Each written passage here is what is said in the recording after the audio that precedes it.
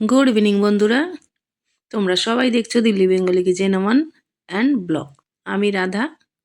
কেমন আছো তোমরা সবাই? আশা করছি সবাই ভালো আছো। আজকে নিয়ে এসেছি একটা ফ্রুট কেক, না ডিম, না ময়দা, না চিনি। দেখো তাহলে আমি ফ্রুট কেকটা কী করে বানাই বন্ধুরা, সাথে থেকেও নতুন বন্ধুদের বলছি যারা এখনও চ্যানেলটি সাবস্ক্রাইব করোনি তারা এখনই ঝটপট করে আমার চ্যানেলটি সাবস্ক্রাইব করে নাও, বেলটা প্রেস করে অলে করে রাখো, যাতে এরকম সব রেসিপি সবার আগে তোমাদের কাছে পৌঁছে যায়। ফ্রুট কেকের জন্য নিশ্চয়ই ফ্রুট লাগবে বন্ধুরা। দেখো নিয়ে নিয়েছি আমি 4টে কমলা লেবু। কমলা লেবুগুলো কেটে আমি সবার আগে রসটা বের করে নেব। এখন তো কমলা লেবুর সময়, ঠান্ডা এসে গেছে, প্রচুর কমলা লেবু মার্কেটে আর খুবই সস্তা এখন, তাই লেবু দিয়েই বানিয়ে নিচ্ছি কেকটা। তাহলে তোমরাও বানিয়ে নাও বন্ধুরা। ছোট বড় সবাই নিশ্চয়ই ভালোবাসে এগুলো। বাড়িতে না বলে সারপ্রাইজ করে দাও, তেমন কোনো কিছুরই দরকার নেই এতে। লেবু হলেই হবে আর ঘরে সামান্য কিছু জিনিস থাকলেই হবে। আমি লেবুর জুসটা বের করে নিয়েছি। 4টে লেবু আমি পুরো নিইনি বন্ধুরা, আমি 3টে লেবুই নিয়েছি। আমি এবার রসটাকে মেপে নেব। আমি একটা কাপ দিয়ে মেপে নিচ্ছি বন্ধুরা, তোমরা চাইলে বাটি, গ্লাস যা কিছু দিয়ে মাপতে পারো, কোনো অসুবিধা নেই। আমি এই কাপ দিয়ে মাপছি। দেখো আমার প্রায় 1 কাপ মতন হয়েছে রসটা। আমি ঠিক যতটা রস ততটাই আমি গুড় নেব। আমি গুড়টাকে গ্রেট করে রেখে দিয়েছি। দেখো গুড়টা নরম একদম, গ্রেট করে নিয়েছি যাতে তাড়াতাড়ি গুলে যায়। যতটা রস নিয়েছি আমি ঠিক ততটাই গুড় নিয়ে নেব।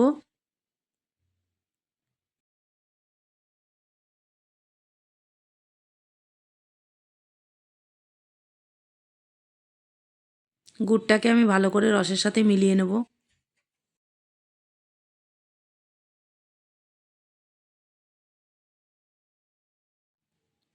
আমি জুসের সঙ্গে গুড়টাকে মিলিয়ে নিয়েছি। এবার আমি দিয়ে দিচ্ছি 1/2 কাপেরও একটু কম তেল।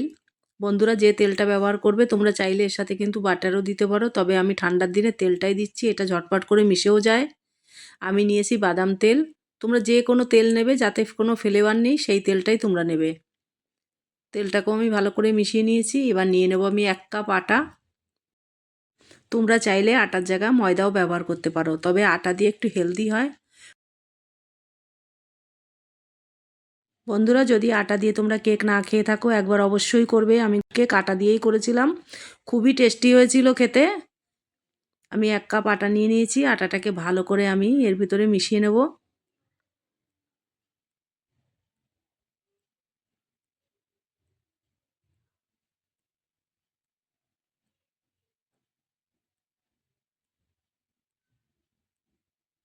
এবার দিয়ে দিচ্ছি আমি 1 কাপ সুজি।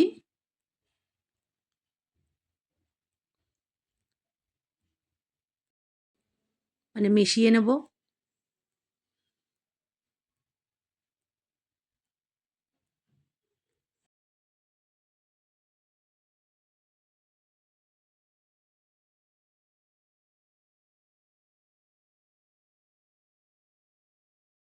তোমরা আটা দিয়ে আর সুজি দিয়ে কেক বানিয়ে দেখো, দারুণ লাগে খেতে। সুজিটা তো প্রায় ঘরেই থাকে, আটাও থাকে।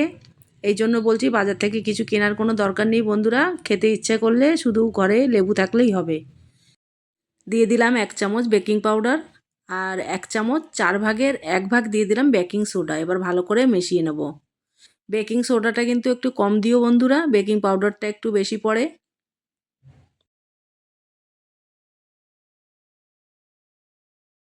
তোমরা চাইলে এই পর্যায়ে কিন্তু একটু ফুড কালারও দিতে পারো, তবে আমি কোনো কালার ব্যবহার করব না। ন্যাচারাল যে কালারটা আটা, সুজি আর লেবুর রসে হয় সেটাই হবে। সেটাও খুব ভালোই কালার হয়।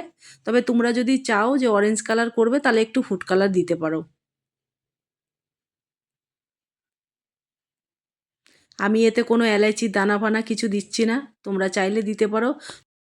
তবে এলাইচির দানা দিলে যে অরিজিনাল ফ্লেভার লেবুর সেইটা থাকে না।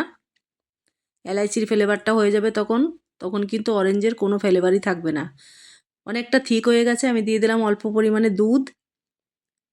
আর একটু ঠিক হয়ে গেছে বন্ধুরা, আর একটু দিয়ে দিলাম 2 চামচ। প্রথমে 1 চামচ দিয়েছি, পরে 2 চামচ দুধ দিয়েছি। দিয়ে আমি ভালো করে আবার মিশিয়ে নিচ্ছি। দিয়ে দিলাম 1 চিমটি নুন। নুনটা দিলে মিষ্টিটা খুব ভালো ব্যালেন্স হয়। তোমরা চাইলে দিতে পারো, না চাইলে নাও দিতে পারো।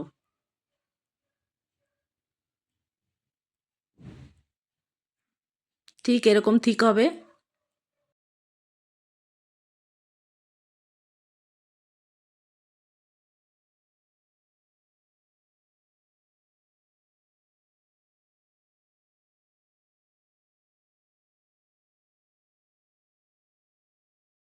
অন্যদিকে আমি এই বাটিটাকে আলাদা করে বাটার লাগিয়ে রেখে দিয়েছি। আমি বাটার পেপার খুঁজে পাচ্ছিলাম না বন্ধুরা, তাই আমি বাটার থেকেই বাটার পেপার তুলে নিয়েছি।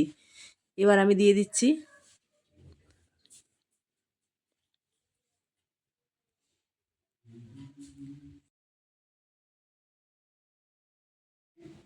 দিয়ে দিচ্ছি কিছু টুটি ফুটি, এগুলোকে টুটি ফুটি বলে। এগুলোর যদি অন্য কোনো নাম থাকে বন্ধুরা একটু আমাকে জানিয়ে তো। এখানে তো টুটি ফুটি বলে সবাই। অল্প কিছু টুটি ফুটি দিয়ে দিলাম আমি।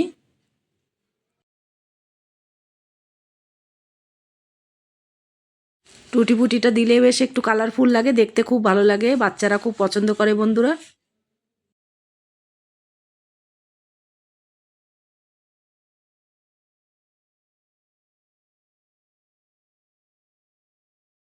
দুই চারবার বাটিটাকে একটু ধীরে ধীরে ট্যাপ করে নেব, যাতে ভিতরে যদি কোনো এয়ার বাবল থাকে সেগুলো বেরিয়ে যাবে।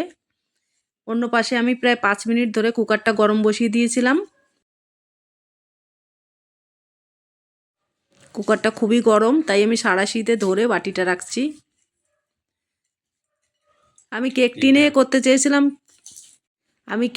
করতে চেয়েছিলাম বন্ধুরা কেকটা, কিন্তু কেক টিনটা যাচ্ছে না কুকারের মধ্যে, তাহলে বড় কুকার বের করতে হবে। তা আমি ঝামেলা না করে টিফিন ডাব্বার ভিতরেই বানিয়ে নিলাম।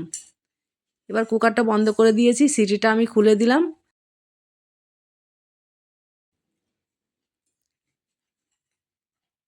আমি 15 মিনিট পরেই খুলে ফেলেছি বন্ধুরা। আমি আর একটু ড্রাই ফ্রুট দিয়ে দেবো।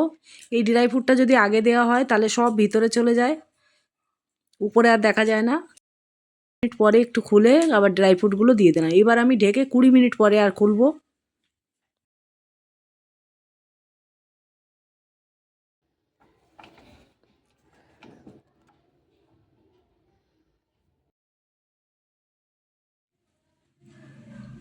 20 থেকে 25 মিনিট পরে আমি খুলে দেখছি বন্ধুরা, একটু চেক করে দেখব।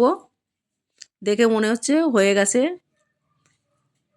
টুথপিক নেই, এবার আমি একটা চাকু দিয়েই দেখছি। কেকটা হয়ে গেছে। এবার আমি কেকটাকে তবুও 10 মিনিটের জন্য রেখে দেবো ঢেকে। গ্যাসটা আমি বন্ধ করে দিয়েছি। 10 মিনিট পরে আমি খুলে দেখাচ্ছি।